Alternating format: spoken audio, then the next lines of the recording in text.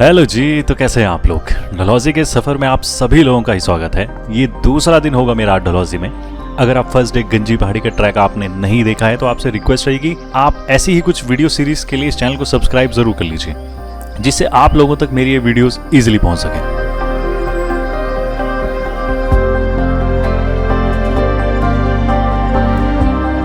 तो जी आज फिर निकल गया हूँ मैं डलहौजी के अगले खूबसूरत सफ़र के लिए। आज का प्लान है मेरा चमेरा लेक जाने का, जो कि है डलहौजी से 35 किलोमीटर्स। तकरीबन ले लेगा ये खूबसूरत सफ़र मेरा 1 to 1.5 आवर्स। डलहौजी की ये ग्रीनरी जंगल ठंडा होने के साथ साथ प्यारे भी उतना ही हैं। वो ब्रीज आप ज़रूर महसूस करेंगे अगर प्लेन से आ रहे हैं। जैसे ही कोई हिल एरिया ऊपर चढ़ना शुरू करते हैं तो वो ठंडी ब्रीज जो मुँह पे पड़ती है, बिल्कुल वैसा ही फीलिंग आ रही है अभी।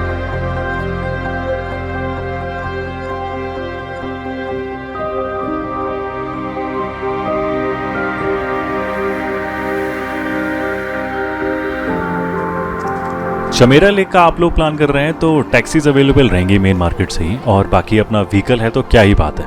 रिकमेंडेड रहेगा अपना ही कोई प्राइवेट व्हीकल हो, क्योंकि बीच बीच में इतने प्यारे व्यूज़ मिले थे कि कहीं भी लगा सकते हो फिर उसे। बाकी यहाँ आया ही था मैं ये बोटिंग करने। ऑनेस्टली इनकी कुछ रील्स देखी थी मैंने स्पीड बोट्स की इंस्टाग्राम पे, तो बस तब से ही विश लिस्ट में डाल दी थी ये जगह।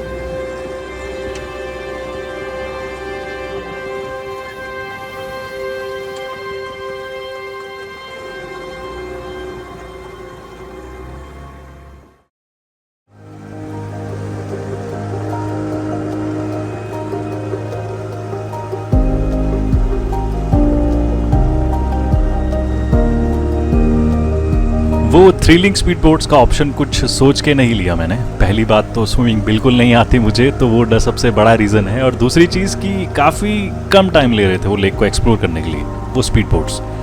बाकी ठहराव पसंद है मुझे कुछ चीज़ों में, तो यही सिंपल फैमिली टाइप बोट ही प्रेफर की मैंने। इन दोनों ही बोट्स की कॉस्टिंग नियर अबाउट 500 पर पर्सन है। मैंने नोटिस किया ग्रुप्स और फैमिलीज ही आई हुई हैं मोस्टली इन जगहों पे, दादा दादी जी लोग। इनको ऐसे एंजॉय करते देखता हूँ तो अच्छा लगता है। आई होप इनकी एज पहुँचते पहुँचते मेरी बस लेग्स आते जाएं तो बस ऐसे ही घूमूं फिरूं, और क्या चाहिए लाइफ से।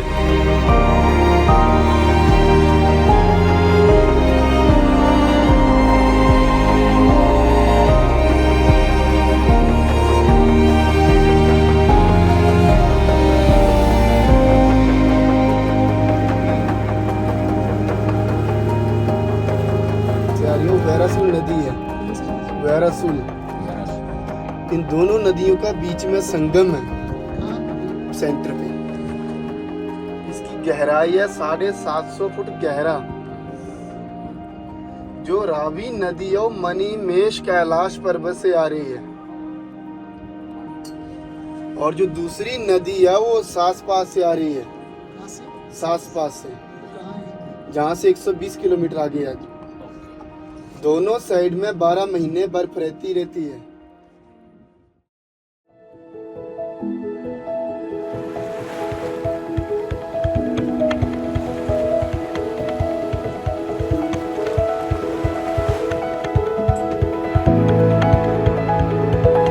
जी तो चमेरा लेक पे बोटिंग करने के बाद अब वापसी डलहौजी के लिए निकल चला मैं। यहाँ चमेरा लेक से आगे 120 किलोमीटर दूर है सच पास, जो कि काफ़ी टाइम से बकेट लिस्ट में एडेड है मेरे। हाँ, उसके लिए भी टाइम निकाल के ज़रूर जाऊंगा मैं एक दिन। अभी के लिए इस चमेरा लेक से अलविदा लेता हूँ।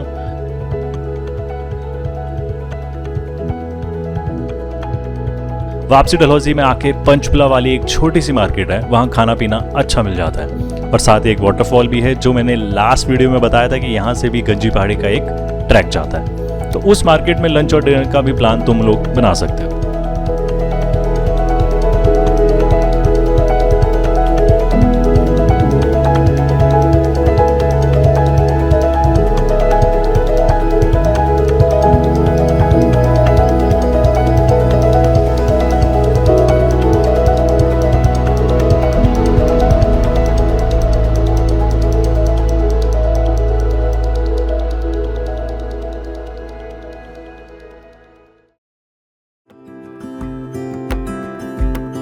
I woke up in the middle of the night. जी तो एक और दिन की शुरुआत हुई आज क्लियर स्काइज और इस ठंडे मौसम से। आज आ गया हूँ मैं डलहौजी के सेंट फ्रांसिस चर्च में, जो कि सिचुएटेड है सुभाष चौक पे। वॉकिंग डिस्टेंस पर ही ये चर्च, तो फैमिली के साथ प्लान कर रहे हैं तो आप इजीली जा सकते हैं यहाँ। मैं आज से पहले बस शिमला, धर्मशाला के कुछ चर्चेज में ही गया था, और हाँ, एक बार गोवा के सबसे बड़े चर्च में जाने का भी मौका मिला था। इस चर्च में आज सुबह 9 बजे जब मैं आया तो एकदम शांति से भरा हुआ था।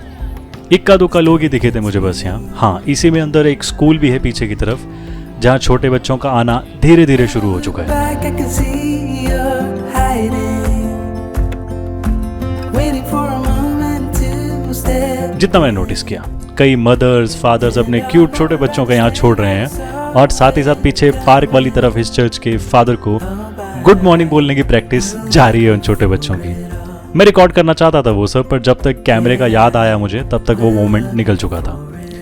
बाकी थोड़ा ऊपर नीचे करते हुए चर्च को देखा मैंने हर जगह से, कुछ टाइम बिताया यहाँ, फिर निकल गया आगे चर्च से मेन मार्केट की तरफ।